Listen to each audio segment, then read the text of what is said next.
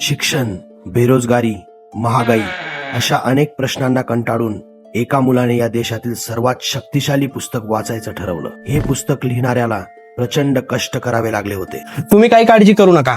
हे जे मी पुस्तक लिहितोय ना, हे जगातील सर्वात शक्तिशाली पुस्तक आहे आणि जो कोणी हे पुस्तक पूर्ण वाचेल त्याच्या अंगात या पुस्तकातील सर्व शक्ती जातील. हो, सॉरी. तुम्ही उत्तम लिहिणार याची मला खात्री होती, म्हणूनच तर हे पुस्तक लिहायला तुमची निवड केली.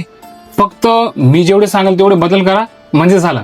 हे बघा, मी पूर्ण अभ्यास करून हे पुस्तक लिहितोय. त्या शंका आणि सजेशन्स नकोत. तो माणूस दिवस रात्र एक करून ते पुस्तक लिहित होता आणि इकडे हा मुलगा ते पुस्तक वाचण्यासाठी दिवस रात्र एक करत होता. दोघेही शेवटच्या टप्प्यात आले होते. लेखकावर साम, दाम, दंड, भेद यांचा काहीच परिणाम झाला नाही. त्यामुळे एक शक्तिशाली पुस्तक लिहून झालं. वाचणाराही आता शेवटच्या अध्यायापर्यंत आला होता. आता या पुस्तकातील शक्ती त्याच्या अंगात जाणार तेवढ्यात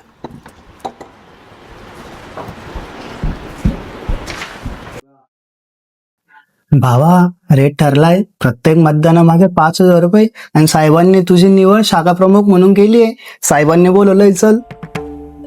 शेवटी मला जे पाहिजे होतं ते मिळालंच. हा साहेब, हा येतोय साहेब, लगेच आलोच.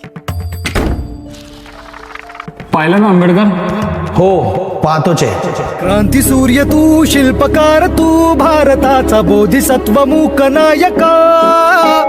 मोडल्या रूढी त्या परंपरा, दिव्य तेजा तूच सकल न्यायदायका. ही गोष्ट नेहमी अपूर्ण राहते, म्हणून समाजाची आज ही अवस्था आहे.